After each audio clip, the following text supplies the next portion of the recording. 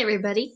Today I'm going to teach you how to use Bitmojis to make your class picture and also to make a virtual classroom.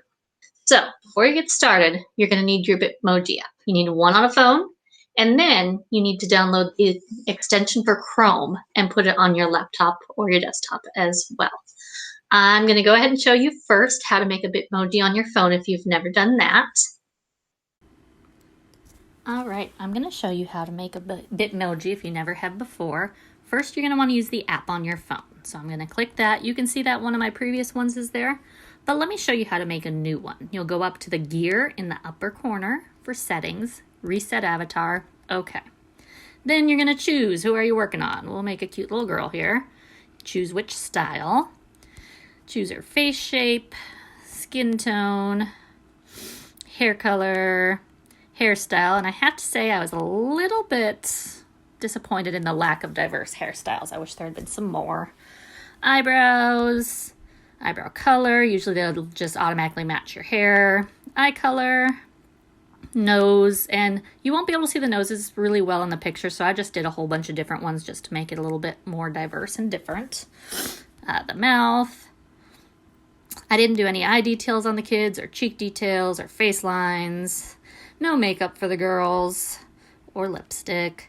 Glasses for my little cutie that needed them. Didn't do any headwear. The build, I just chose the smallest build to make them look most like kids. And the girls, you want to make sure the chest size is small. Once you've done that, you're ready to pick out the outfit. I did find that some of the outfit sets didn't want to work for me yesterday. I don't know why. Like the new arrivals didn't want to. So if you find one that doesn't want to work and gives you an error message, just go to a different set and choose something different. All right, so my little girl is made. I hit the check mark, and it made all the different Bitmojis. At this point, you're just going to put your phone down for right now because you're going to jump on your computer and work there with the Chrome extension.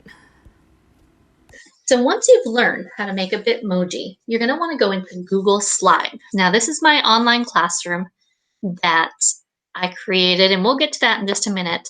But let's go ahead and start with the class picture first. So the first thing you're going to need is a new slide, and I always just hit Control M, get that. Then you're going to want to put the black background in your slide.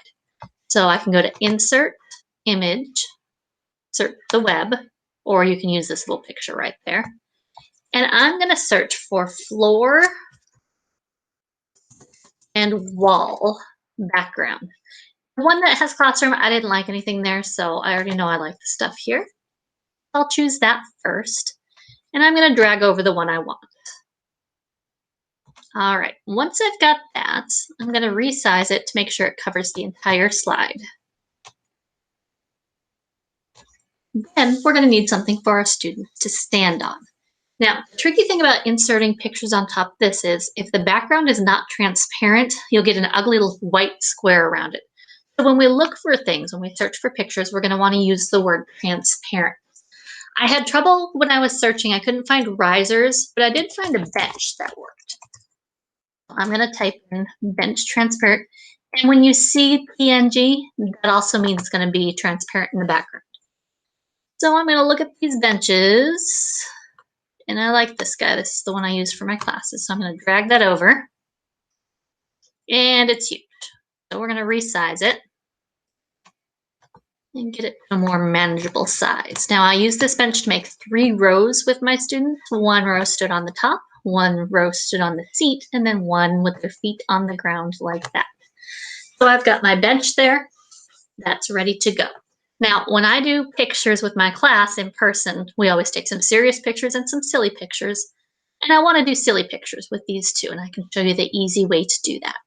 So what I'm going to do is I'm going to duplicate this slide right there. Now I've got 2 of them, 1 for the serious picture and 1 for the silly picture. Now is where the Bitmoji extension comes in. Up in the corner is your little Bitmoji. You can click that, and your person will come up. This is the last one I was using, so we've got that. Now, when you're looking for just pictures of people, you want to search for pose. And you can see them there. One tricky thing is getting it to scroll down. You have to be way over at the side. You have to click and then use your down arrow. If you happen to be on any of the pictures, not going to work. So I'm going to look for how I want my people to stand, and I like this pose right here. So I'm going to drag her over here, and we're going to say that she's the teacher.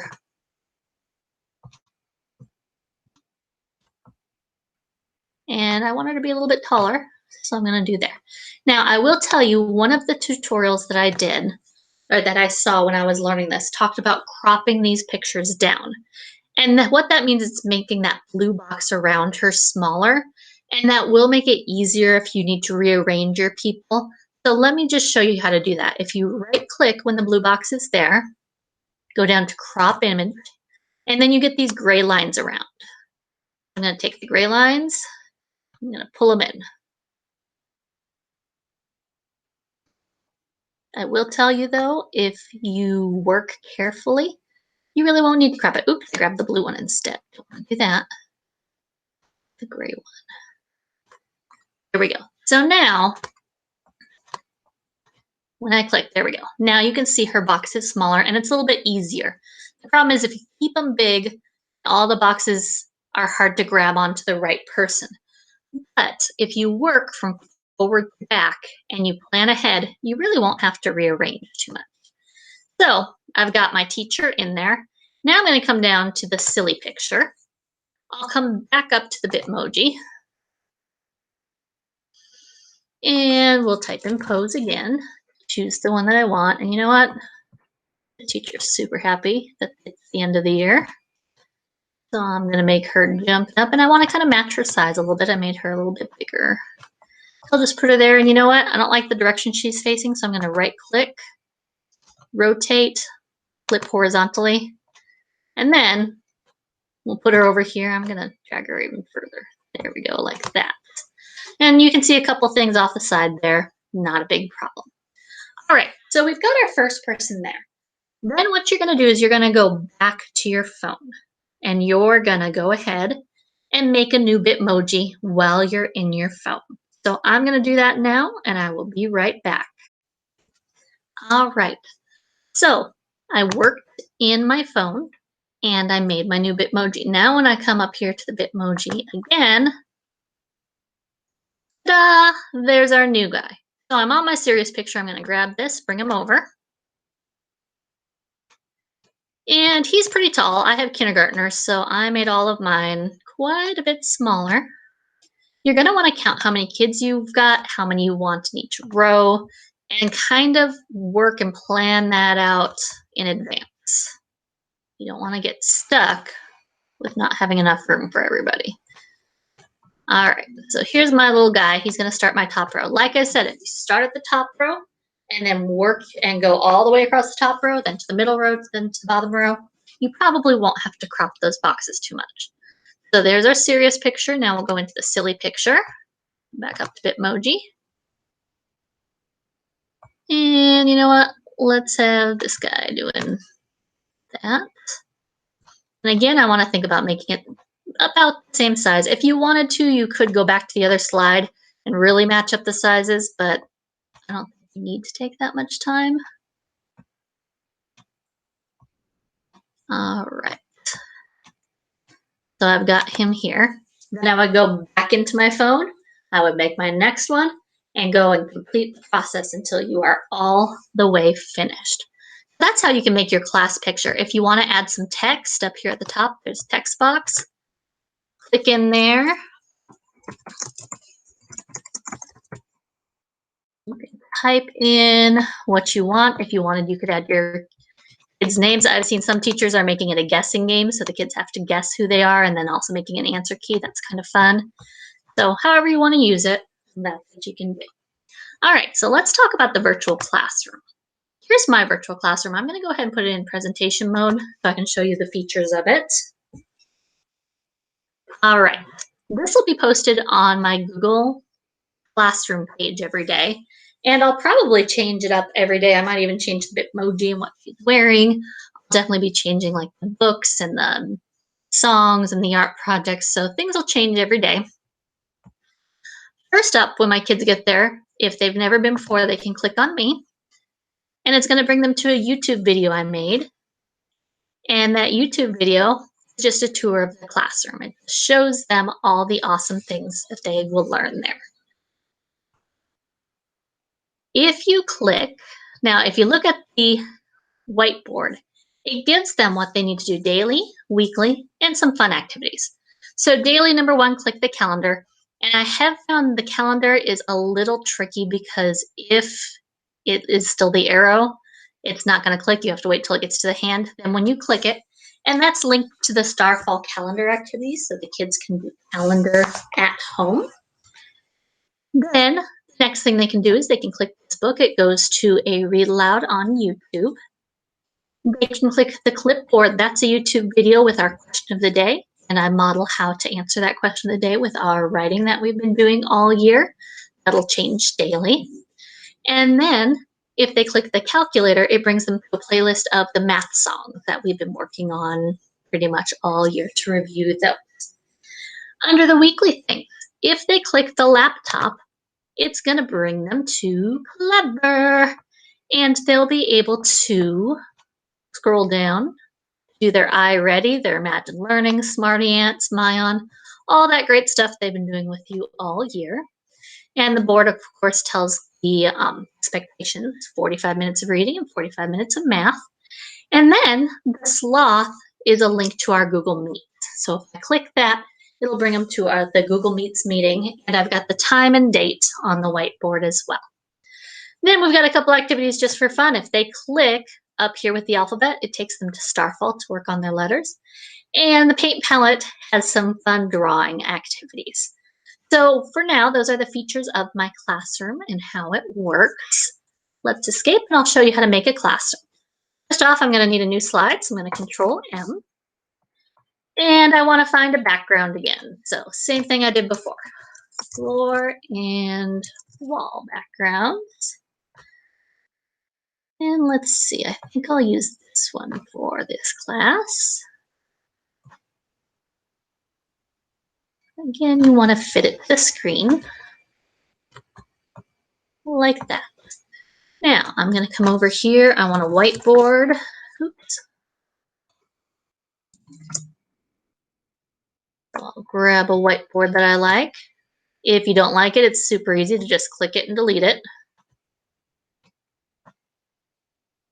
If I want to write on my whiteboard, I can grab the text box, click here. I can size it to the same size as my board. And then I can type on there. All right, let's put a chair in here for me. Oh, now I also forgot to tell it transparent. If you don't put transparent, you might get that ugly square that you don't want.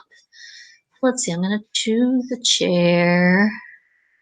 Let's see, I kind of like this one. Let's see how that looks.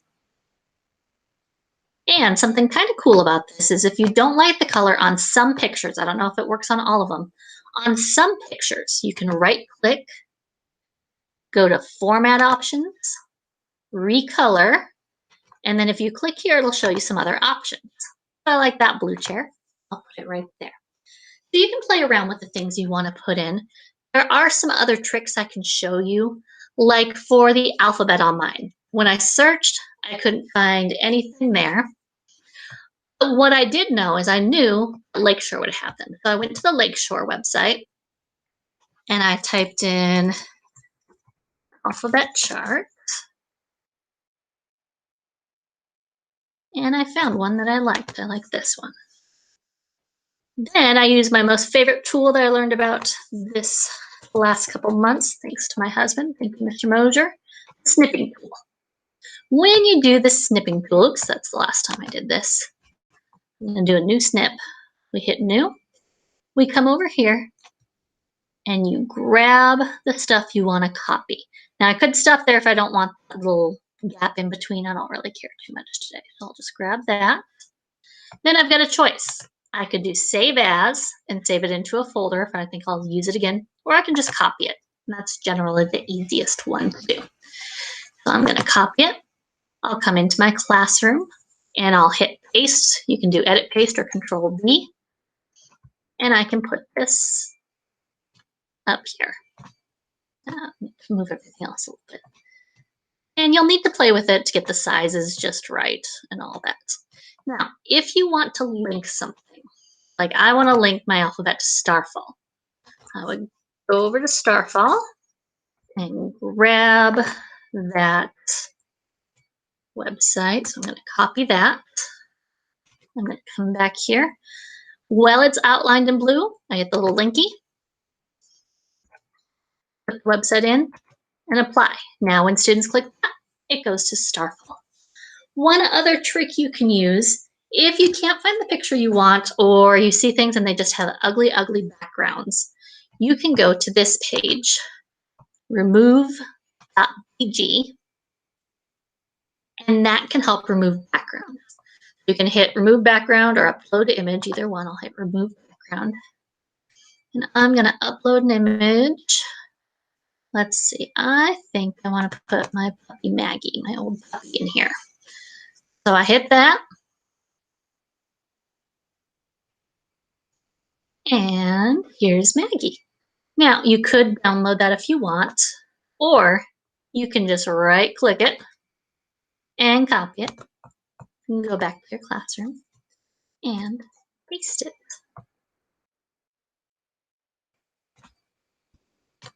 And maybe Maggie's hanging in the corner over here.